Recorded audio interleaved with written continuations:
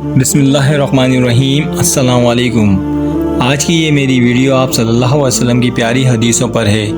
آپ صلی اللہ علیہ وسلم کا پاک ارشاد ہے کہ جو شخص میری امت کے فائدے کے واسطے دین کے کام کی 40 حدیثیں سنا دے گا اور حفظ کرے گا، اللہ پاک اس کو قیامت کے دن عالموں اور شہیدوں کی جماعت میں سے اٹھائیں گے اور فرمائیں گے جس دروازے سے چاہے جنت میں داخل ہو جاؤ۔ یہ تمام احادیث سب نہایت ہی صحیح اور قوی اور بخاری مسلم کی حدیثیں ہیں۔ یہ ساری احادیث حضرت مولانا مفتی محمد شفیع صاحب رحمۃ اللہ علیہ کی کتاب سیرت خاتم الانبیاء صلی اللہ علیہ وسلم میں سے لی گئی ہیں، لہٰذا ثواب کی نیت سے میری اس ویڈیو کو آخر تک ضرور دیکھیے گا تاکہ پورا ثواب حاصل ہو۔ تو چلیے ٹائم کو ضائع کیے بغیر ویڈیو کو شروع کرتے ہیں۔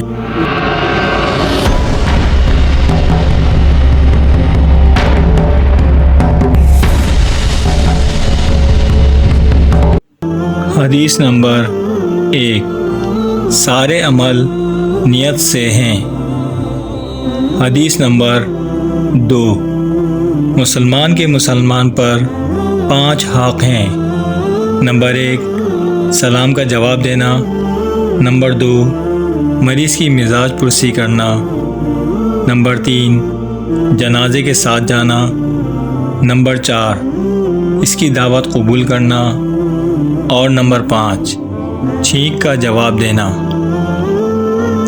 حدیث نمبر 3، اللہ تعالیٰ اس شخص پر رحم نہیں کرتا جو لوگوں پر رحم نہ کرے۔ حدیث نمبر 4، چغل خور جنت میں نہیں جائے گا۔ حدیث نمبر 5، رشتہ قطع کرنے والا جنت میں نہیں جائے گا۔ حدیث نمبر 6، ظلم قیامت کے روز اندھیروں کی صورت میں ہوگا۔ حدیث نمبر 7، ٹخنوں کا جو حصہ پائجامے کے نیچے رہے گا وہ جہنم میں جائے گا۔ حدیث نمبر 8، مسلمان تو وہی ہے جس کی زبان اور ہاتھ کی ایذا سے مسلمان محفوظ رہے۔ حدیث نمبر 9، جو شخص نرم عادت سے محروم رہا وہ بھلائی سے محروم رہا۔ حدیث نمبر 10، پہلوان وہ شخص نہیں جو لوگوں کو بچھاڑ دے، بلکہ پہلوان وہی شخص ہے جو غصے کے وقت اپنے نفس پر قابو رکھے۔ حدیث نمبر 11، جب تم حیا نہ کرو تو جو چاہے کرو۔ حدیث نمبر 12، اللہ تعالیٰ کے نزدیک سب عملوں میں وہ زیادہ محبوب ہے جو دائمی ہو اگرچہ تھوڑا ہو۔ حدیث نمبر 13، اس گھر میں رحمت کے فرشتے نہیں آتے جس میں کتا یا تصویریں ہوں۔ حدیث نمبر 14، تم میں سے وہ شخص میرے نزدیک محبوب ہے جو زیادہ خلیق ہو۔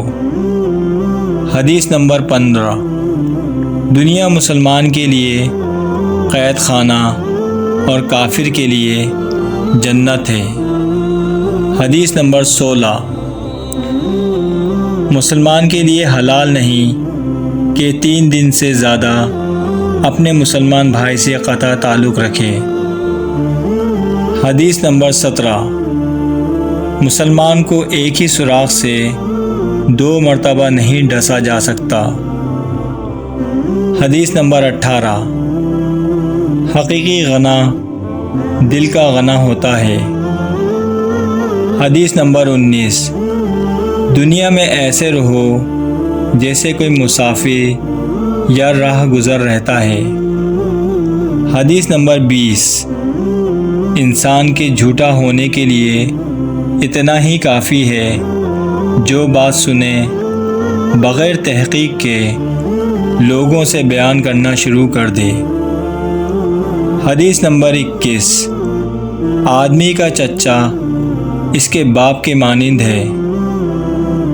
حدیث نمبر 22، جو کسی مسلمان کے عیب کو چھپائے گا اللہ تعالیٰ قیامت کے روز اس کے عیب چھپائے گا۔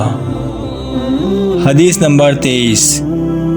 وہ شخص کامیاب ہے جو اسلام لایا اور جس کو بقدر کفایت رزق مل گیا اور اللہ تعالیٰ نے اس کو اپنی روزی پر قناعت دے دی۔ حدیث نمبر 24۔ سب سے سخت عذاب میں قیامت کے روز تصویر بنانے والے ہوں گے۔ حدیث نمبر 25۔ مسلمان کا بھائی ہے۔ حدیث نمبر 26۔ کوئی بندہ اس وقت تک مسلمان نہیں ہو سکتا جب تک اپنے بھائی کے لیے وہی پسند نہ کرے جو اپنے لیے پسند کرتا ہے۔ حدیث نمبر 27۔ وہ شخص جنت میں نہ جائے گا جس کا پڑوسی اس کی ایذاؤں سے محفوظ نہ رہے۔ حدیث نمبر 28۔ میں آخری پیغمبر ہوں، میرے بعد کوئی نبی پیدا نہ ہوگا۔ حدیث نمبر 29۔ آپس میں قطع تعلق نہ کرو اور ایک دوسرے کے در پہ نہ رہو اور آپس میں بغض نہ رکھو اور حسد نہ رکھو اور اے اللہ تعالیٰ کے بندو سب بھائی ہو کر رہو۔ حدیث نمبر 30۔ اسلام ان تمام گناہوں کو ڈھا دیتا ہے جو اس سے پہلے کیے تھے، اور ہجرت اور حج ان تمام گناہوں کو ڈھا دیتے ہیں جو اس سے پہلے کیے تھے۔ حدیث نمبر 31۔ کبیرہ گناہ اللہ تعالیٰ کے ساتھ کسی کو شریک ٹھہرانا، والدین کی نافرمانی کرنا اور کسی کو بے گناہ قتل کرنا اور جھوٹی شہادت دینا ہے۔